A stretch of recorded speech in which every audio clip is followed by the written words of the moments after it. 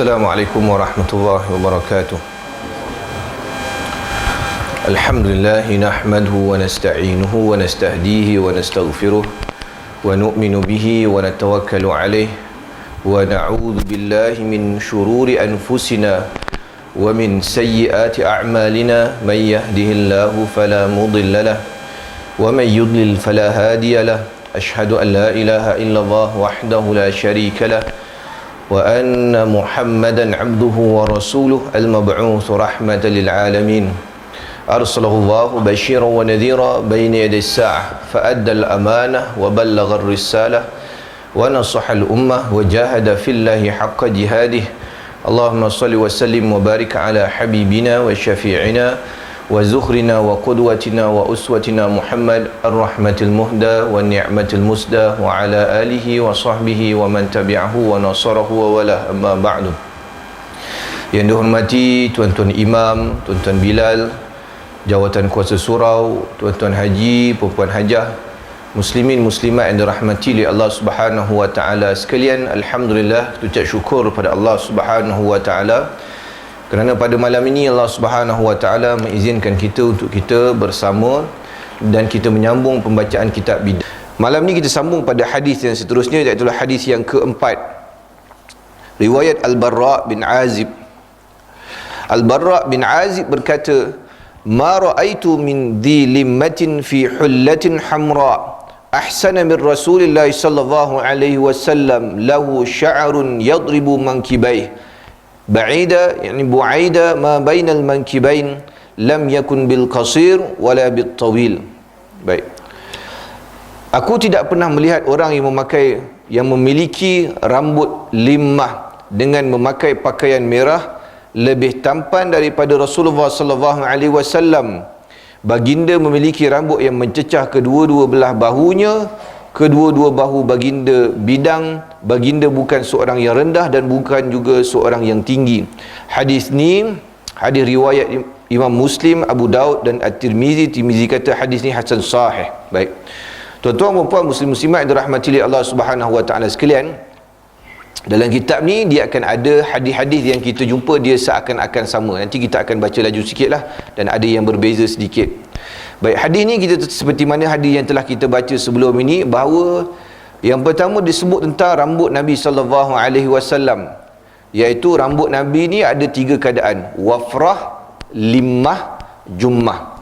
Yang kita tengah baca ni dia dalam keadaan limmah. Hadis yang ketiga, kalau tuan-tuan ingat lagi, azimal jummati ila syahmati uzunai. Hadis sebelum ni kita baca Nabi rambut dia jummah, iaitulah wafrah, limmah, jummah. Wafrah adalah yang paling pendek sekali. Wafrah rambut Nabi sallallahu alaihi wasallam paling paras telinga ni. Ni wafrah. Limmah bawah sikit daripada telinga kat bahagian leher ni. Kemudian jummah adalah paras bahu Nabi sallallahu alaihi wasallam. Maknanya Nabi sallallahu alaihi wasallam paling panjang rambut Nabi adalah paras bahu, mencecah bahu. Sebab tu kita baca yang bawah ni, baginda memiliki rambut yang mencecah kedua-dua belah bahunya. Rambut Nabi SAW panjang, tapi panjang parah gitu. Kan kita telah sebut sebelum ni bahawa panjang rambut ini dia tidak ada masalah untuk kita ikut sunnah Nabi SAW. Cuma jangan sampai panjang tu orang tengok dia jadi orang perempuan. Orang tengok tak boleh membezakan di antara lelaki dan perempuan. Tapi kalau panjang tu orang tengok macam kawan kita ni duduk tengok, semua duduk tengok Abang Nasran kan. Dia satu-satunya orang rambut paling panjang lah kat section 16 ni. Jadinya tak ada masalah, kerana daripada belakang kita nampak itu memang laki lah rambut ni kan. Dia rambut ni jangan duduk tengok daripada belakang macam iklan shampoo Sunsilk. Ni rambut laki ke rambut perempuan? Kalau begitu dia jadi haram, kerana bukan sebab rambut tu panjang, tetapi menyerupai perempuan tu yang haram. Baik. Kenapa kita nampak ada tiga hadis yang berbeza? Ada kata rambut Nabi paras telinga, rambut paras leher, ada kata rambut paras bahu. Kalau dalam kaedah hadis kita panggil al-jam'u bainal ahadis, kita menjamakkan di antara hadis-hadis ni. Kenapa? Kerana tiga-tiga ni pun betul, tiga-tiga ni pun riwayat sahih.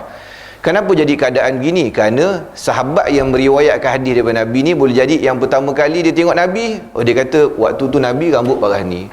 Kemudian ada mungkin sahabat ni dia tak tengok lagi. Kemudian ada sahabat Yang riwayat kedua dia kata ketika aku nampak Nabi rambut paras leher. Kemudian ada yang ketiga kata aku nampak Nabi rambut paras bahu. Maka ketiga-tiga itu tidak ada masalah, kerana rambut kita ni panjang kan, gerak panjang. Ada kala rambut kita panjang, ada kala rambut kita pendek. Baik. Kemudian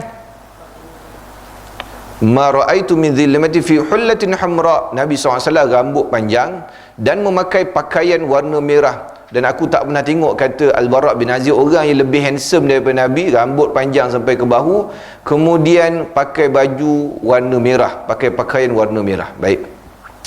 Di sini kita akan tengok salah satu daripada perkara yang baru, iaitu pakaian Nabi SAW. Kita mungkin selalu berasa, kita ingat Nabi SAW selalu pakai pakaian warna putih. Tetapi tidak, Nabi SAW dia ada kepelbagaian juga dalam pakaian. Ada, nanti kita akan jumpa hadis Nabi pakai warna hijau, ada Nabi pakai warna merah seperti mana hadis ni, dan ada warna-warna lain juga. Warna putih adalah warna kesukaan Nabi SAW, dan putih ni Nabi pakai selalunya adalah pada hari Jumaat. Dia pakai pada hari Jumaat. Tapi tidak sentiasa keadaan Nabi pakai warna putih. Ada kala Nabi pakai warna merah. Baik. Di sini hadis ni sebut pakai Nabi pakai warna merah. Tetapi dalam satu hadis lain, satu hadis sahih riwayat Al-Bukhari, nahallahu Nabi sallallahu alaihi wasallam, Nabi melarang kita daripada pakai pakaian warna merah. Hadis ni hadis sahih. Hadis sahih riwayat Bukhari, Nabi larang pakai warna merah. Tapi dalam hadis yang kita duk nampak ni, Nabi sallallahu alaihi wasallam pakai baju warna merah. Jadi macam mana hadis ni tadi? Kata para ulama, yang Nabi larang tu warna merah tu merah saja dan merah menyala. Merah menyala, orang panggil merah apa? Merah macam merah saga ke, macam merah Ferrari tu ke, memang merah yang menyala. Kalau lembu tengok, memang lembu kejar lah. Dan tu merah yang terlalu terang dan tidak ada jalur-jalur padanya, merah saja. Yang tu ada hadis riwayat Bukhari melarang pakaian tersebut. Adapun pakaian Nabi SAW yang warna merah ni, nanti kita akan tengok hadis yang lain. Nabi sebut, sahabat sebut Nabi punya warna merah, merah dia ada jalur. Pakaian favourite Nabi, design dia jalur. Nanti kita akan Nabi pakai baju hijau berjalur, warna merah berjalur, dia ada line ke bawah, naik ke bawah. Dan pakaian ni, kain ni Nabi SAW biasa pakai. Kain ni dibeli ataupun diambil daripada Yaman, kerana kita kena faham di zaman Nabi SAW, Nabi duduk di Mekah dan juga Madinah, Hijaz ni. Mekah Madinah ni bukan tempat orang buat kain. Sampai sekarang bukan tempat orang buat kain.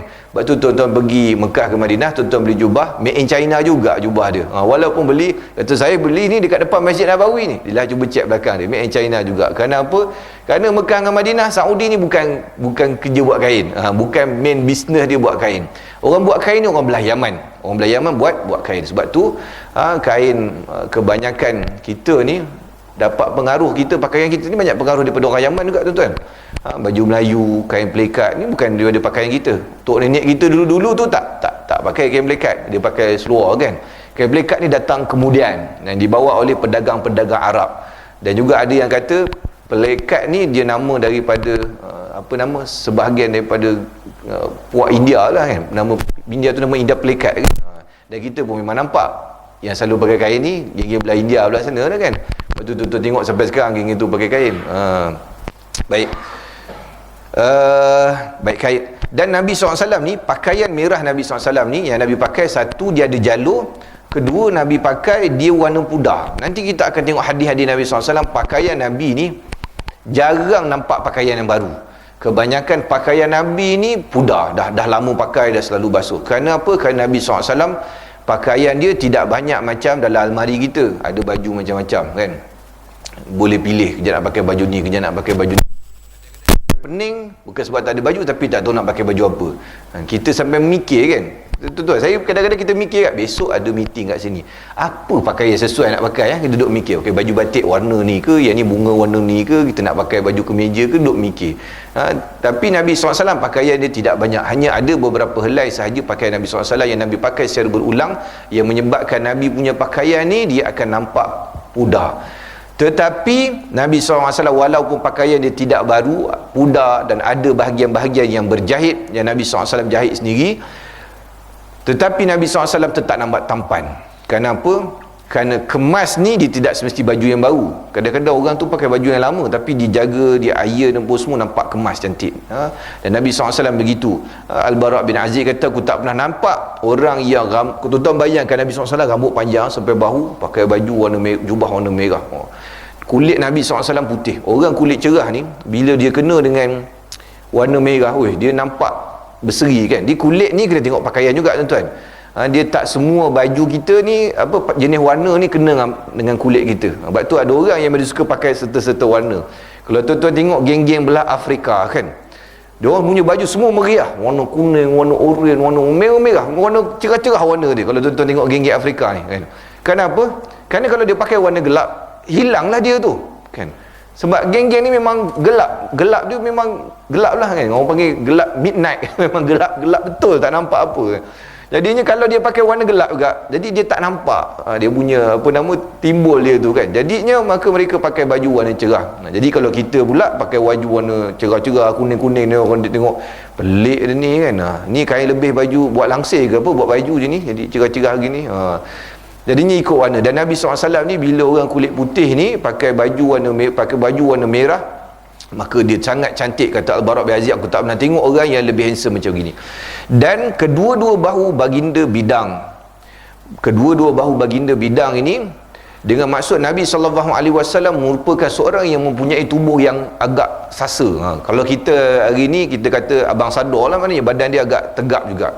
Nabi SAW badan tegap dan Nabi SAW mempunyai kekuatan yang lebih daripada orang biasa. Ini kelebihan yang Allah Subhanahu Wa Taala bagi kepada Nabi dan Rasul alaihi wasallam. Salah satunya Nabi ni Allah Taala bagi kekuatan dia lebih sikit daripada orang biasa. Sebab itu Nabi sallallahu alaihi wasallam syariat untuk Nabi ni berbeza. Nabi boleh berkahwin lebih daripada 4. Khas untuk Nabi sallallahu alaihi wasallam saja. Kita 4 lah maksimum. Itu pun kalau berani. Kalau tak berani 1 je lah. Nak berani lebih kena belajar Haji Yusof lah. Dia ada ilmu lebih sikit Gua Haji Yusof. Baik, Nabi SAW salah satunya kenapa Nabi syariat untuk Nabi ni boleh kahwin lebih. Satu, kerana Nabi SAW mempunyai kekuatan lebih daripada orang biasa. Jadi kita mempunyai kekuatan yang biasa saja. Sebab tu nanti kita akan baca hadis Nabi SAW ketika Nabi sakit. Nabi ni sakit demam lebih daripada orang biasa juga. Sebelum Nabi SAW wafat, Nabi demam. Nabi mengalami demam panas. Dan sahabat-sahabat bila pegang serban Nabi SAW, panas. Serban tu tuan bayang, serban Nabi SAW tu, serban yang tebal tu boleh rasa panas. Maka sahabat-sahabat tanya, ya Rasulullah, memang biasa demam macam ni ke? Kenapa? Kerana kita kalau panas demam, mungkin kopiah pun tak rasa panas kan. Kita demam panas, tak sampai tembus ke kopiah kita pun tak rasa panas. Tapi Nabi SAW, serban Nabi tu rasa panas. Maknanya memang panas betul lah demam Nabi SAW. Jadi sahabat tanya, ya Rasulullah, memang biasa demam panas begini ke? Nabi kata, kami Nabi-Nabi dan Rasulullah SAW diberi kelebihan lebih daripada manusia lain. Tapi bila kami ditimpa ujian mana sakit kami pun lebih daripada manusia lain juga. Bila demam Nabi lebih daripada demam kita juga. Maka sebab itulah Allah Subhanahu Wa Taala naikkan darjat Nabi SAW. Dan Nabi ni memang di hujung hayat baginda Nabi meninggal. Salah satunya sebab ada riwayat yang menyebut Nabi diracun, tetapi Nabi meninggal dalam keadaan Nabi mengalami demam yang sangat panas. Nanti kita akan tengok hadis-hadis yang seterusnya Nabi SAW bagaimana sahabat-sahabat yang menggendong Nabi bawa ke masjid. Nabi minta ahli keluarga Nabi SAW curahkan air ke atas kepala Nabi SAW kerana terlalu panas pada ketika itu. Baik, ini juga menunjukkan kepada kita apa kata ulama, bahawa orang Islam ni bukanlah kena lemah, bukan kena jalan tak larat, tunduk kan, badan kurus macam tak makan gitu, tidak. Orang Islam ni dia kena nampak badan tu tegap, nampak hebatnya Islam tu tadi. Baik kan, macam kita sebutlah, kalau lah orang Islam ni nampak macam tak larat, lemah, kalau musuh Islam nak datang serang, dia kata senang je, semua nampak macam tak larat je. Tapi kalau orang Islam ni semua macam geng-geng, tuan-tuan tengok geng Khabib kan, geng Khabib, orang Islam tu semua tu. Sebab tu sekarang ni dia ada kata-kata dalam UFC ni, geng-geng yang lawan UFC ni, dia kata kalau lawan kau depan nama Islam, belakang nama Rusia, biar tak payah lawan lah. Maknanya apa? Memang kalah punya lah. Ni geng-geng Khabib punya camp. Khabib punya camp ni, seingat saya lah, yang duduk bawah training dia semua menang. Kenapa? Kerana diorang ni memang dahsyat. Jadinya sampai orang-orang barat ni gerun tengok. Kata kalau nama depan Islam, takkan nama Rusia, baik tak payah lawan lah. Kerana geng-geng ni hebat. Mana orang Islam gitu jugalah sepatutnya. Orang Islam ni biar orang tengok macam, kalau nak berperang orang Islam ni, biar perang biar fikir 2-3 kali. Kerana orang Islam ni kalau berperang mereka ni dahsyat. Inilah yang berlaku di zaman awal-awal kebangkitan Islam, dan sampailah zaman sebahagian daripada zaman Uthmaniyah, Islam ni jadi suatu kuasa yang sangat digeruni. Satunya kerana apa? Kerana selain daripada Allah Subhanahu Wa Taala campakkan kegerunan dalam hati musuh Islam, keduanya orang Islam zaman tu memang hebat-hebat. Orang Islam pada waktu tu memang hebat dalam peperangan, dan merupakan orang yang kita panggil badan dia ni bersifat pahlawan lah. Kita tengok orang ni, dia ni kalau nak berlawan ni orang fikir 2-3 kali. Kita lah contohlah kan tuan-tuan, katakanlah kita bawa kereta, kita horn orang depan, beri horn tu, sekali keluar tu badan besar gitu kan. Kita pergi kata, sorry salah, kucing ni tekan horn dia tadi, kita salah ke kucing pula, salah ke anak pula. Kenapa? Kena duduk tengok kawan tu badan besar jadi gerun kan. Begitu juga bila orang Islam ni badan dia dalam keadaan sasa, badan dia badan nampak macam orang yang kuat, maka dia akan menggerunkan musuh-musuh Islam. Sebab itulah dulu bila musuh-musuh Islam berperang dengan tentera Islam, boleh dikatakan kebanyakan daripada ekspedisi peperangan ni musuh Islam akan kalah, kebanyakan dia akan kalah. Bila perang orang Islam secara berdepan, dia akan kalah, kerana orang Islam ni memang hebat buat peperangan. Akhirnya mereka fikir cara-cara untuk menjatuhkan Islam. Itulah dengan cara dia melalaikan umat Islam, menjauhkan umat Islam daripada agama, melemahkan umat Islam. Akhirnya barulah dapat dia kalahkan umat Islam, kerana umat Islam dulu memang hebat. Baik, kemudian yang seterusnya ni sama juga macam hadis yang kita baca sebelum ni, lam yakun bil qasir wala bit tawil. Nabi SAW bukan orang yang rendah dan bukan juga orang yang terlalu tinggi. Baik, hadis yang seterusnya, hadis yang kelima, hadis riwayat Ali bin Abi Talib karramallahu wajhah.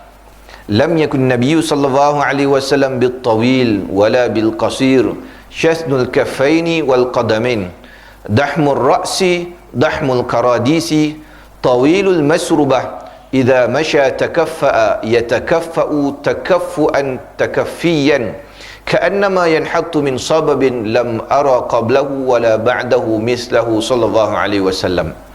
Nabi SAW tidak tinggi dan tidak rendah, telapak tangan dan kakinya terasa tebal dagingnya namun lembut. Nabi SAW ni telapak tangan dia ni berisi. Kenapa? Kerana orang ni kalau dia kurus pun tak cantik juga. Kalau kurus kan, tangan kering, kita tengok orang tu daripada mana? Daripada tangan dia kan. Biasa tengok tangan.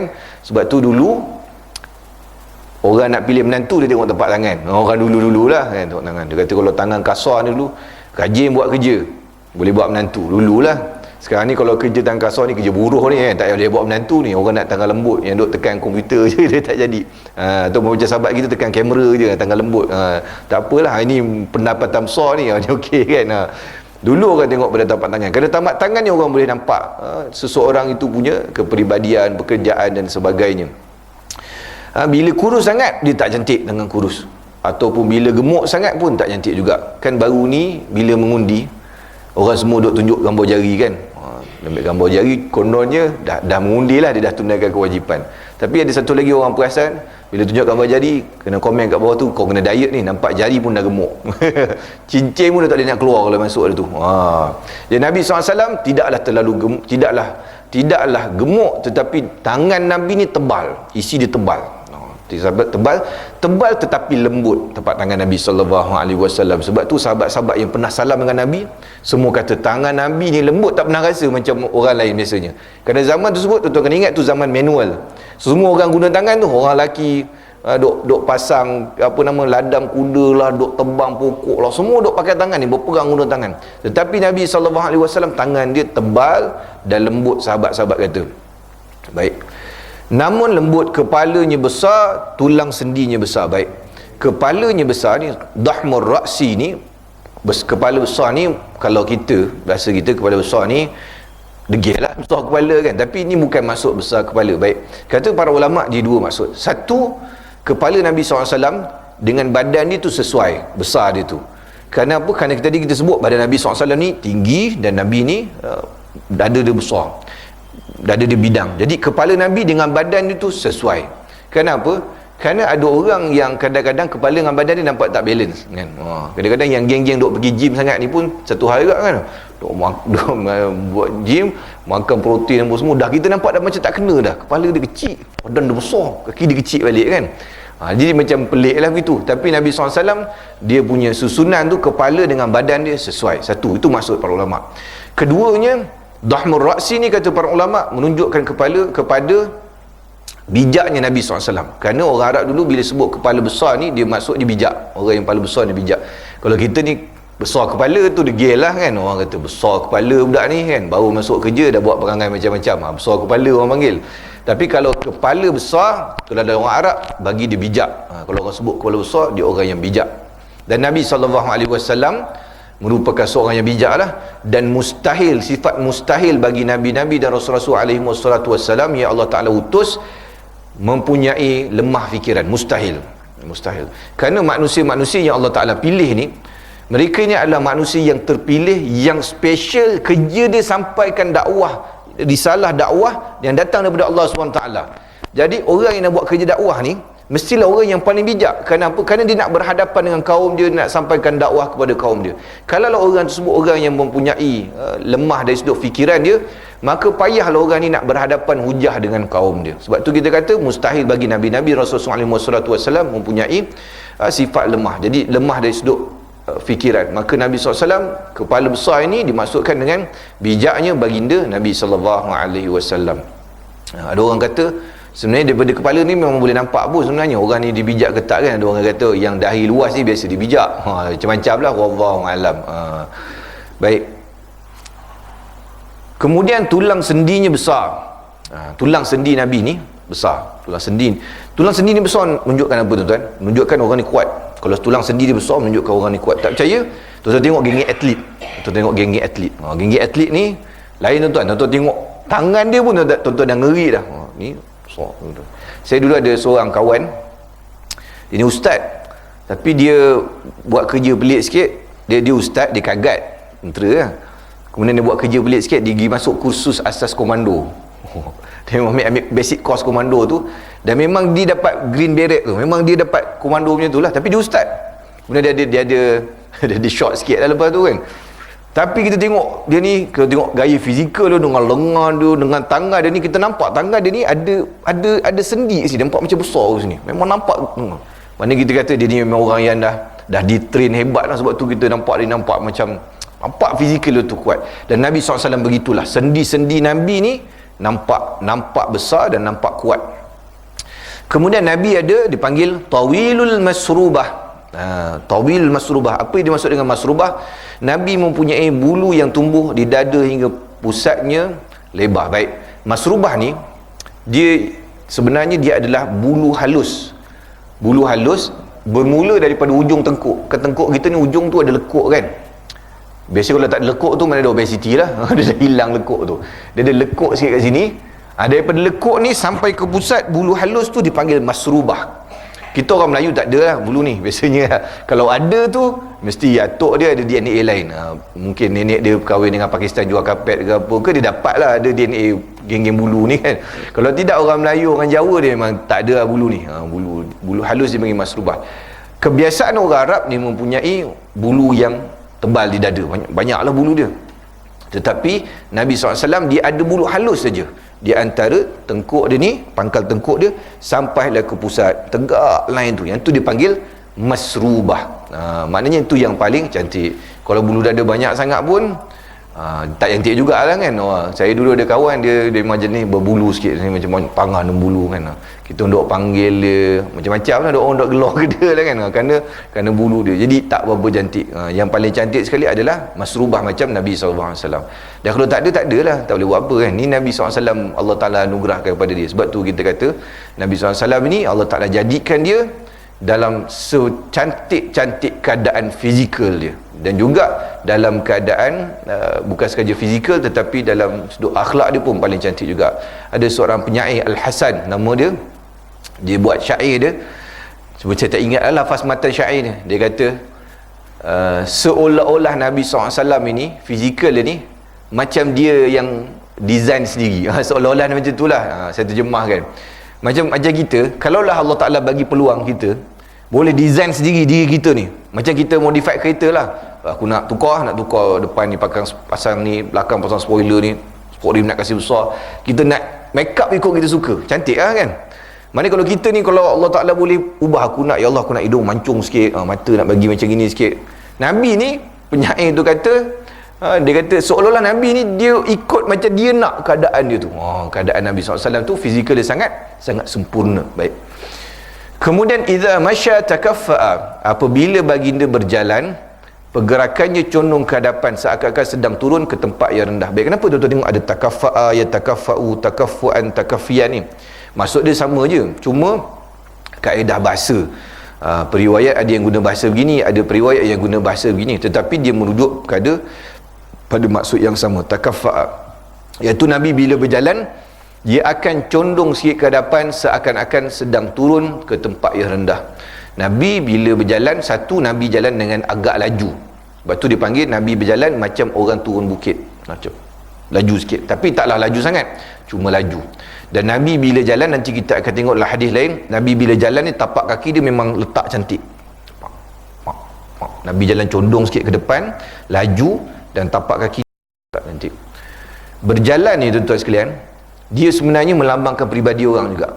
Cara orang tu berjalan sebenarnya orang dah boleh nilai dia ni orang yang macam mana. Sebab tu bila kita interview kan, body language tu, orang yang interview tu dia tengok kita, dia dah tahu dah orang ni macam mana sebenarnya. Cara dia berjalan, cara dia duduk, cara dia letak tangan, tu semua ada maksud dia tuan-tuan. Dan bila berjalan, Nabi berjalan dengan laju, bermakna Nabi SAW ni orang yang menjaga masa. Dia tak ada buang masa, relax kan. Nabi berjalan dengan laju. Kemudian Nabi berjalan dengan kemas. Kerana berjalan ni dia dapat tengok peribadi orang tu macam mana. Kalau orang tu berjalan dengan macam lemah, macam seret selipar berjalan, tu selipar kita cepat haus. Berjalan macam tak larat. Padahal makan nasi 3 pinggan lah, tapi berjalan macam tak makan nasi 3 hari. Jadi orang tengok macam tak kuat kawan ni, macam tak larat je dia ni, macam tak sihat je dia ni kan. Tapi kalau orang tu berjalan dengan tu, kita nampak kewibawaan orang tu sebut berjalan macam mana. Sebab tu kalau tuan-tuan tengok kan, dia benda-benda begini orang barat dia ambil teliti bab begini. Kalau tuan-tuan tengok Presiden Amerika, daripada mana-mana presiden pun, dia kalau akan bagi sidang media, dia tak duduk. Dia macam kita sidang media, kita selalu duduk kan, dia tak duduk. Dia akan, tuan-tuan kalau perasan, dia akan ada rostrum, kemudian presiden tu akan datang daripada tepi, dia akan berjalan. Cara dia letak tangan, cara dia berdiri, cara dia berjalan tu semua kena kursus tuan-tuan. Dia ada belajar dia.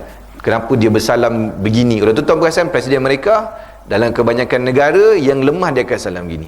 Kalau dengan Rusia ada mungkin tegak sikit. Ni ada maksud tuan-tuan. Kenapa yang atas ada kat bawah? Kalau kita salam, tangan kita dekat atas, bermakna kita mendominasi orang tu. Maknanya kita lebih superior daripada orang tu. Cara duduk macam mana, tangan kita, cara kita duduk macam mana. Kalau kita ni berhadapan dengan orang yang lebih besar dengan kita, contoh kita duduk dengan sultan, jadi kita tak boleh nak duduk besar begitu. Sultan boleh duduk begitu. Kena semua tu ada maksud. Termasuklah yang saya sebut tadi, berjalan. Nabi SAW keadaan fizikal dia bila berjalan orang tengok, nampak hebat Nabi SAW tu. Sebab tu Nabi ni ada kala orang tengok saja dah boleh masuk Islam. Ada kisah seorang ni kena digerun tuan. Gerun ni tuan, kita kalau jumpa dengan orang-orang tertentu yang mempunyai aura yang kuat, kita jumpa dia pun kita rasa macam dia datang, kita jadi gerun lain macam. Nabi SAW ni lebih hebat lah, dia punya fizikal dia apa semua tu, dia ada karakter dia yang kuat, menyebabkan ada, kalau kita baca dalam sirah, musyrikin Mekah yang datang, asalnya dia ni dihantar oleh musyrikin Mekah datang ke Madinatul Munawwarah untuk bunuh Nabi SAW. Tapi bila berdepan dengan Nabi, dia tak jadi. Ada satu kisah, musyrikin Mekah ni datang jumpa Nabi SAW, dia nak bunuh Nabi.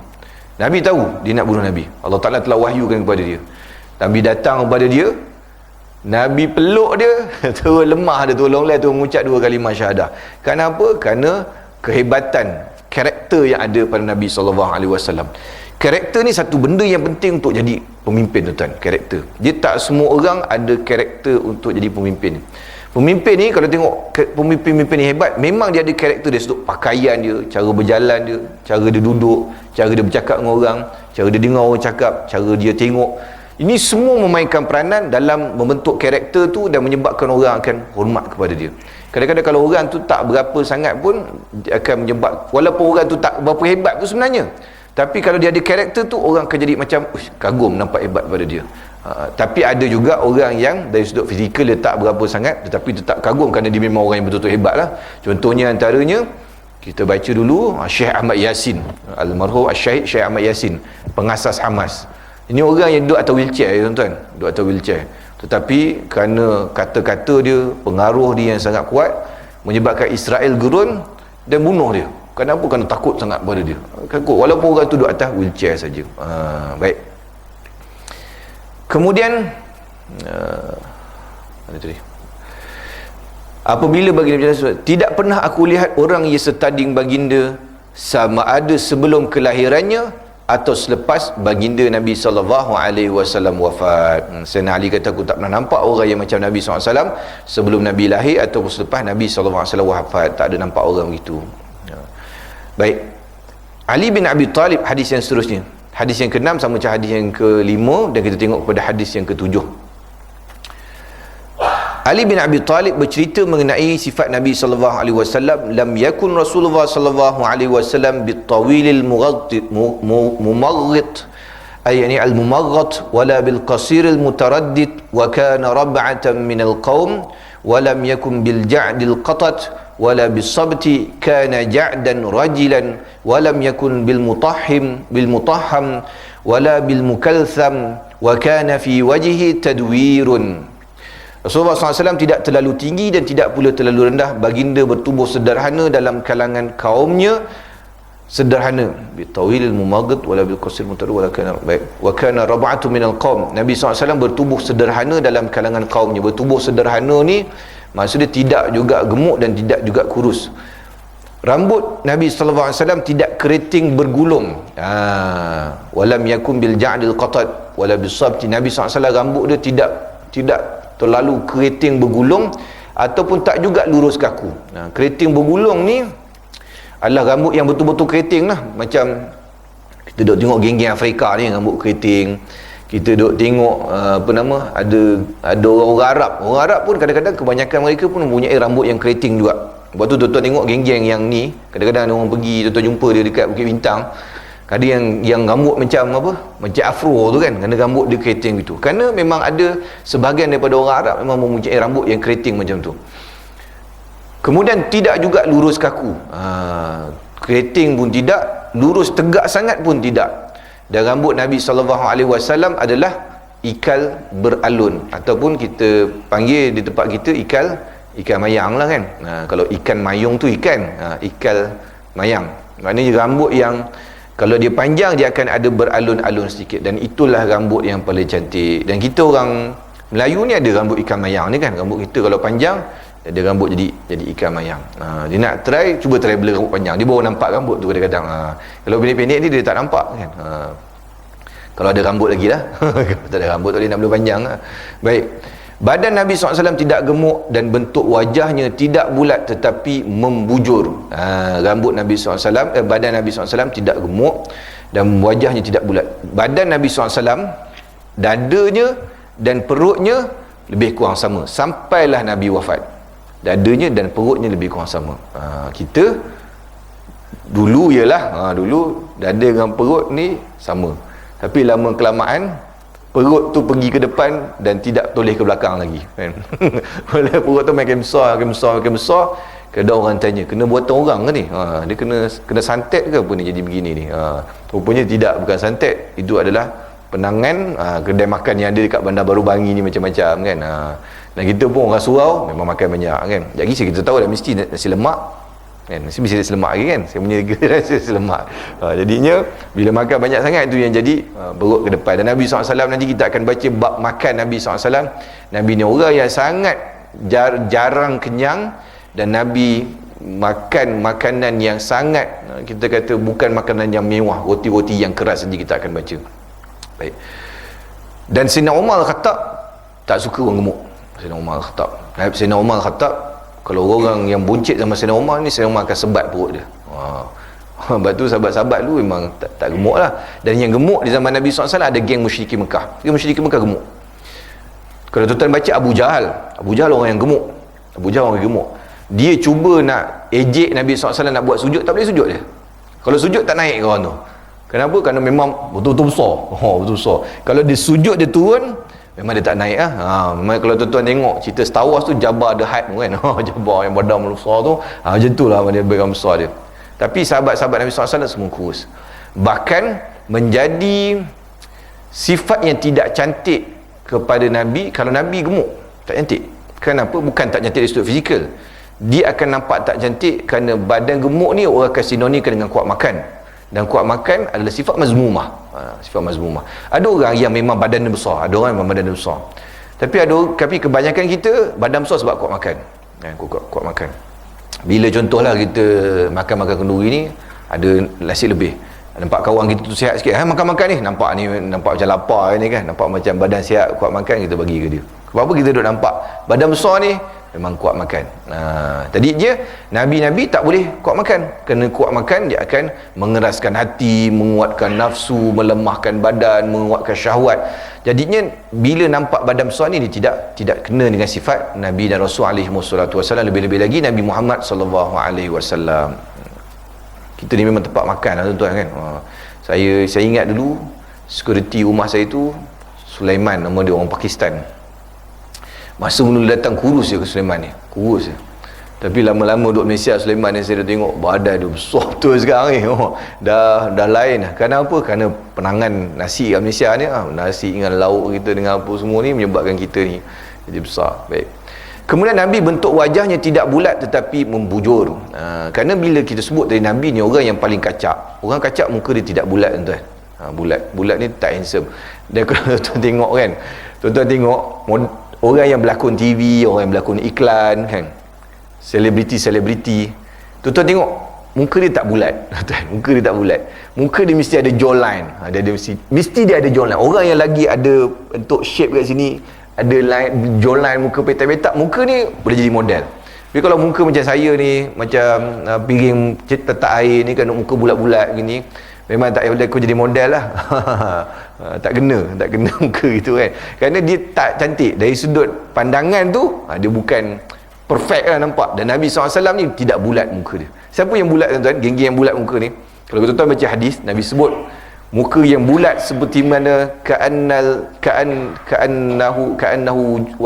janul mutraqah, seperti perisai yang ditempur. Orang dulu kan perisai bulat kan. Siapa yang muka macam perisai pun?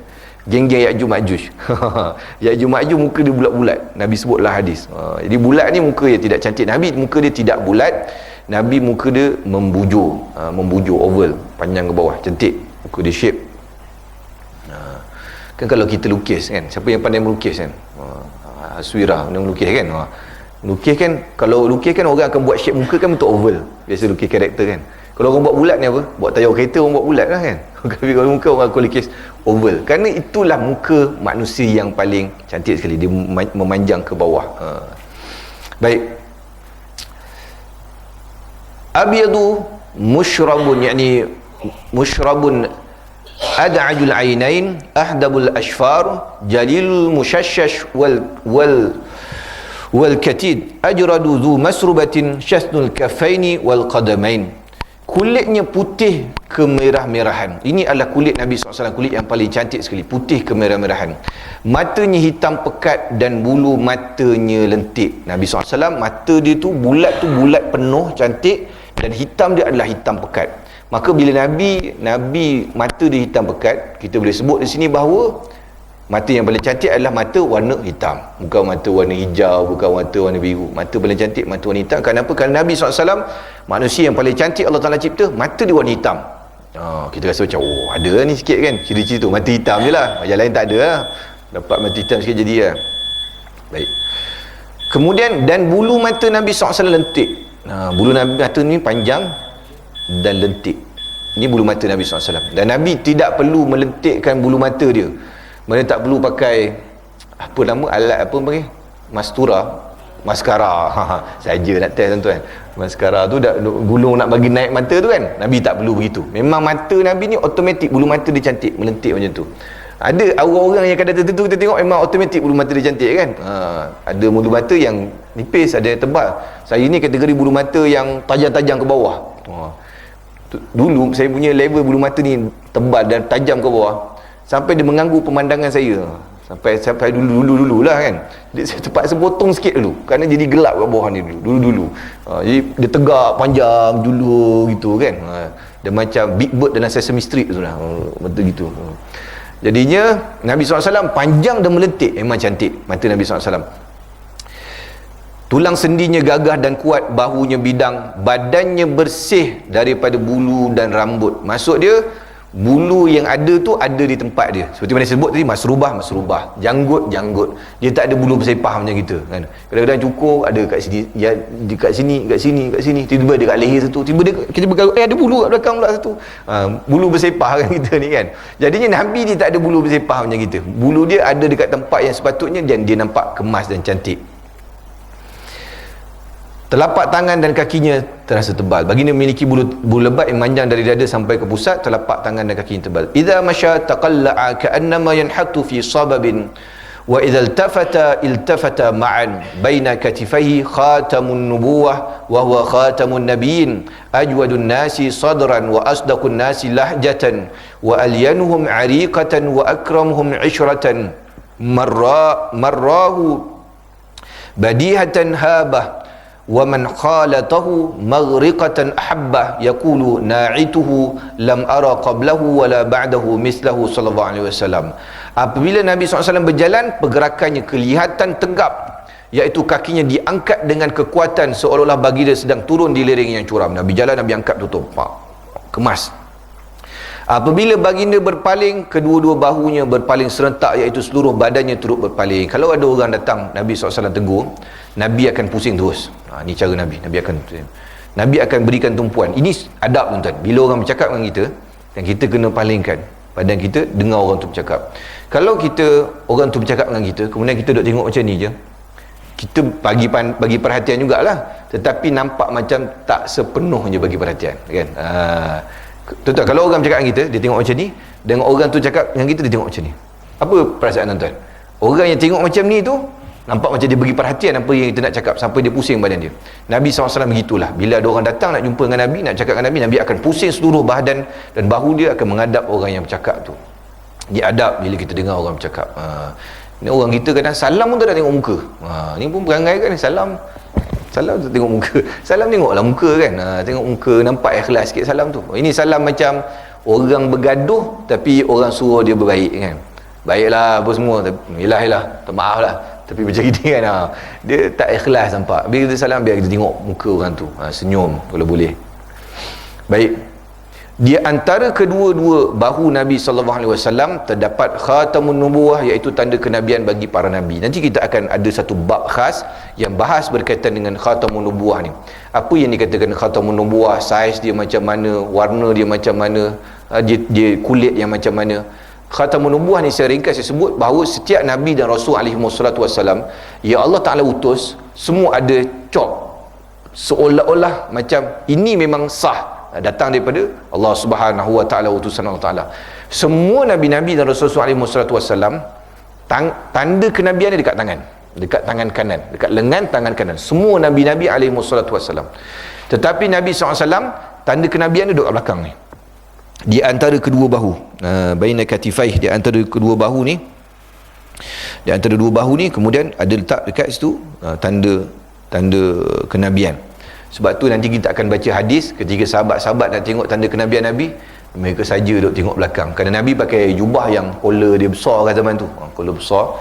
Jadinya bila collar besar tu boleh nampak bahagian belakang ni. Sahabat-sahabat ada yang nak tengok tanda kenabian, duduk tengok belakang. Padahal Nabi ni pemandangan depan dengan belakang dia sama. Jadi orang yang duduk tengok belakang Nabi nampak nampak depan. Jadi Nabi kata, kau nak tengok, nak tengok ni. Nabi tunjukkan tanda kenabian Nabi SAW. Baik, saya sebut tadi kenapa tanda kenabian Nabi lain dekat tangan, tetapi Nabi Muhammad SAW tanda dekat bahu. Dan kenapa kena ada tanda kenabian ni? Tanda kenabian ni supaya umat kenal bahawa ini adalah Nabi yang diutus oleh Allah Ta'ala, jangan buat main dengan dia. Kalau buat main dengan dia akan kena azab dengan Allah Subhanahu Wa Taala. Lawan Nabi ni, ingkar pada Nabi ni, menghina Nabi ni, tak hormat pada Nabi ni akan kena azab. Jadi Allah Taala jadikan Nabi ni ada tanda.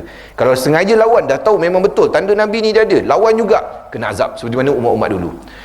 Tetapi Nabi SAW, kenapa tanda dekat bahu belakang? Orang lain semua dekat depan, Nabi seorang saja dekat belakang. Kerana Nabi-Nabi lain dia tidak nampak tanda-tanda kenabian tu secara jelas, tak nampak sangat. Mukjizat dia ada beberapa je. Nabi-Nabi lain ada beberapa mukjizat yang Allah Ta'ala beri kepada dia. Kadang-kadang seorang tu dapat satu mukjizat je Allah Ta'ala beri kepada dia. Jadi kena nampak jelas. Nabi SAW tak payah tengok tanda kenabian dia pun orang tahu dia Nabi sebenarnya. Sebab tu kalau kita baca sirah Nabi, ketika Nabi kecil, ataupun ketika Nabi kecil, ada kisah seperti Buhaira, yang dia tengok Nabi pun dia tahu budak ni adalah budak special, dia adalah Nabi akhir zaman, kerana tanda yang ada pada dia, tak perlu tengok belakang pun orang nampak. Baik, nanti kita akan bahas tanda kenabian Nabi ni, saiz dia besar mana, macam mana dia timbul lepas Nabi wafat, adakah dia ada lagi dan sebagainya. Nanti kita akan tengok. Baik, Rasulullah SAW seorang manusia yang hatinya paling pemurah. Rasulullah SAW paling berlapang dada, tidak pernah berkeluh kesah atas sikap penyiksaan oleh kaumnya. Baik, Nabi ni manusia paling pemurah. Kenapa kita kata Nabi paling pemurah? Nabi ni, kalau ikutkan, orang bagi harta kepada Nabi SAW ni banyak. Pemimpin-pemimpin besar dunia datang jumpa dengan Nabi. Mereka datang, mereka akan datang dengan kosong. Mereka datang akan bawa peti. Macam tuan-tuan tengok cerita-cerita, cerita-cerita lama tu dah kan, bila utusan daripada raja datang, dia akan datang bawa peti, buka depan raja tu, dia akan kata ini hadiah daripada maharaja kami, apa-apa sajalah, barang-barang mewah, daripada kain ke, daripada kulit binatang ke, daripada emas, perak dan sebagainya.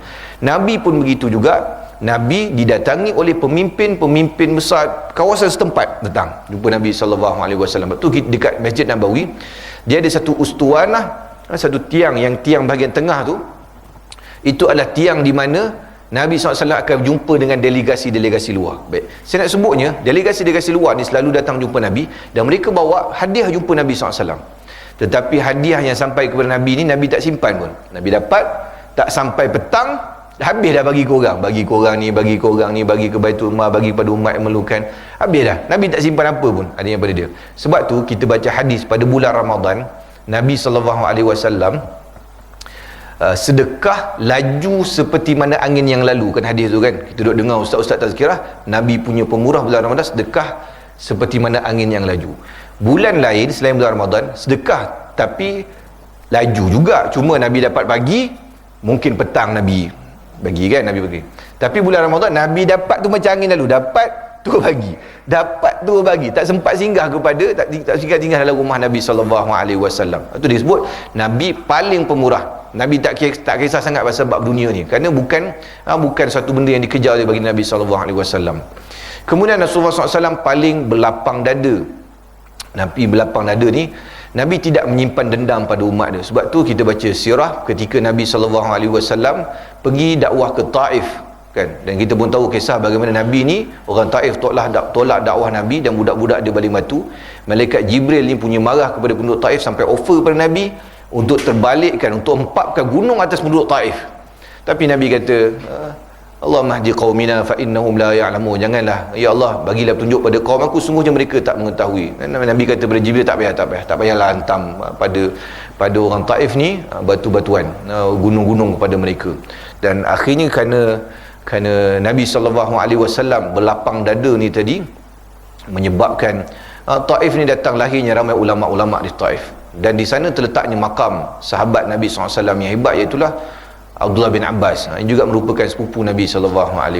Baik, Nabi tak pernah keluh kesah atas sikap penyiksaan oleh kaumnya. Ketika Nabi SAW mula awal-awal dakwah dekat Mekah, orang-orang Mekah ni menolak dakwah baginda, seksa Nabi, menyusahkan Nabi dan sebagainya, Nabi SAW tak pernah keluh kesah pun, kerana Nabi tahu bahawa umat dia pada ketika itu dalam keadaan tidak tahu, dan manusia ni akan menjadi musuh kepada benda yang tak tahu. Itu benda biasa. Kita ni, benda yang baru datang, kita akan rasa macam tak selesa lah. Kenapa kita tak selesa? Kerana kita tak kenal lagi benda tu. Lama-lama okey bendanya. Sebab tu Benda yang paling payah sekali dalam masyarakat adalah kita nak implement satu benda yang baru, kita nak perkenalkan satu benda yang baru pada masyarakat. Dia payah, walaupun benda tu baik. Kenapa? Kerana orang selesa dengan benda yang lama dia biasa buat. Dia akan menyebabkan susah. Contohnya perubahan, kita kata daripada guna cash kepada guna debit card ke guna online payment kan. Ada orang kita kata macam payahnya kan, kita pun rasa macam payahnya nak kena ni, tapi lama kelamaan kita rasa macam tak ada cash pun tak apa, guna online pun tak apa. Lama-lama bila kita dah mula faham dan sebagainya. Baik. Dan baginda adalah orang yang kata-katanya paling jujur, tidak pernah sekali dalam hayat Nabi SAW menipu. Sebab itulah Nabi digelar Al-Amin. Sejak sebelum, walaupun sebelum Nabi SAW dilantik menjadi Rasul, sejak daripada Nabi kecil, Nabi tak pernah menipu walaupun kecil. Beza dengan kita, agak menipu kan. Paling common menipu dia apa? On the way kan, orang Melayu lah ni paling common menipu tu. Kat mana ni? On the way on the way. Kat baru keluar bilik air pakai tuala lagi on the way. Baik. Manusia yang perangainya paling lembut dan paling ramah dalam pergaulan. Nabi bila bercakap sangat lemah lembut. Dan bila orang berbual dengan Nabi, seronok berbual dengan Nabi. Sebab apa? Sebab Nabi ni peramah. Kita ni ada orang yang kita berbual dengan dia, kita rasa seronok berbual dengan dia, padahal baru kenal. Tapi kadang-kadang ada orang yang kita dah lama kenal pun rasa macam malas nak bercakap dengan dia ni kan, rasa tak seronok bercakap dengan dia. Ada orang yang memang best kan. Kat sini kita boleh puji lah, saya boleh puji orang apa? Orang Kedah lah. Orang Kedah dia memang peramah kan. Saya bila kahwin dengan orang Kedah, pergi masjid tu macam kenal lama pakcik-pakcik ni, padahal kita pun balik kampung setahun beberapa kali je kan, tapi orang sana memang peramah. Dia punya bersembang tu macam kita kenal lama kan, cerita ni. Ni memang kelebihan ada orang pada orang Kedah kan, orang utara. Sebab tu penceramah yang best semua datang daripada utara kan. Sama ada penceramah politik ke, penceramah agama ke, tuan-tuan perasan kan, kebanyakannya datang daripada orang utara. Kenapa? Orang utara ni bahasa dia best, bila dia bersembang, dia bercakap, dia lebih lah kan. Macam Maya dia suka lah, kita juga. Orang Kedah. Baik. Kemudian Nabi lembah lembut. Baik. Siapa yang melihatnya buat kali pertama ataupun secara tiba-tiba, pasti hormat dan segan kepadanya. Ini saya sebut tadi. Kerana karakter yang ada pada Nabi SAW, dengan penampilan dia, dengan cara dia bercakap dia, orang tengok Nabi kali pertama pun akan jadi, hari ini kalau kita bahasa kita, jadi cair lah tengok Nabi. Dengan Nabi bercakap, dia jadi kagum tengok Nabi tu. Sebab tu kita kata, yang boleh tengok Nabi SAW, yang meriwayatkan hadis tentang fizikal Nabi ni, budak-budak kecil je. Kerana orang besar jadi kagum, jadi segan nak tengok Nabi, kerana kehebatan ada pada Nabi, keindahan dia pada Nabi SAW. Budak-budak kecil, sahabat-sahabat yang kecil duduk tengok kagum, sampai duduk boleh kira uban Nabi ada berapa, mata Nabi macam mana, hidung Nabi macam mana. Hebat Nabi SAW ni. Kemudian pasti hormat segan, siapa yang berkenalan dengan baginda tentu mencintainya. Kata pentahqiq kitab ni, orang yang bertemu dengan Rasulullah SAW sebelum mengenalinya pasti akan hormat dan segan.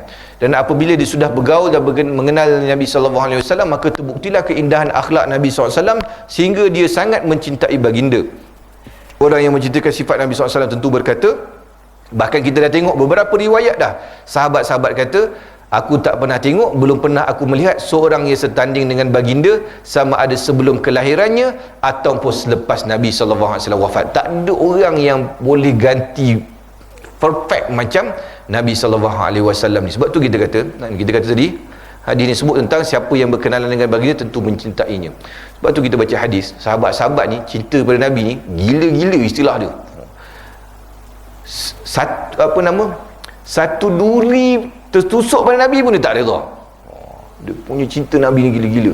Kita baca sirah, antaranya ketika Nabi SAW dalam perang Uhud, kan Nabi kena hentak helmet besi dia, menyebabkan baju daripada rantai besi. Kan orang dulu pakai rantai besi, baju rantai kan, tuan-tuan tengok cerita perang, baju rantai, kemudian baru pakai helmet besi kan.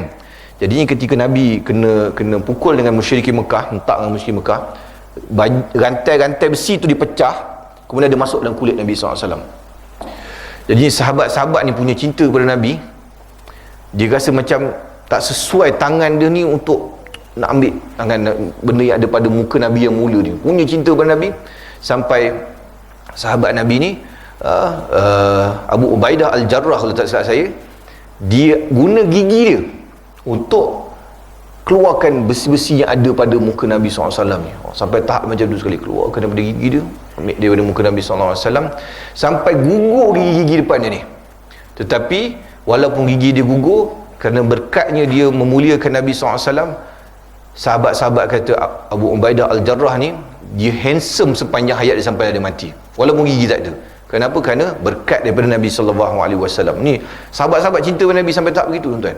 Tu kita baca kisah antaranya seperti Abdullah bin Umar. Sayyidina Umar kata Abdullah bin Umar antara sahabat yang cuba ikut Nabi SAW 100%.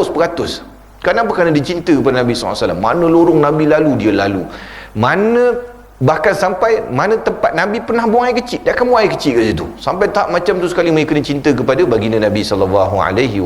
Hebat. Sebab tu kita rasa bila kita dah baca Syama'il ni, tuan-tuan dah mula rasa kan, kita rasa macam mana duk rupa Nabi ni kan, orang duk cakap, kita duk baca hadis tu, kita rasa macam teringin kalaulah Allah Subhanahu Wa Ta'ala boleh izinkan kita satu hari dapat bertemu dengan Nabi SAW dalam mimpi pun, Alhamdulillah lah, kita syukur kan. Kenapa? Kerana tak semua orang akan dapat kelebihan begini. Adalah sahabat-sahabat saya yang secara personal jumpa saya, dia cerita pernah jumpa, semua orang yang pernah jumpa ni di mimpi cerita kat saya semua menangis. Kerana apa? Kerana dia kata nampak keindahan Nabi SAW tu kan.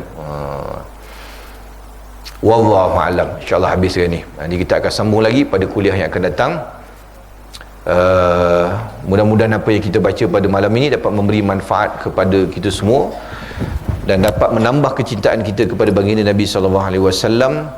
Aqulu qawli hadha wa astaghfirullahal azim li wa lakum. Wassalamu alaikum warahmatullahi wabarakatuh.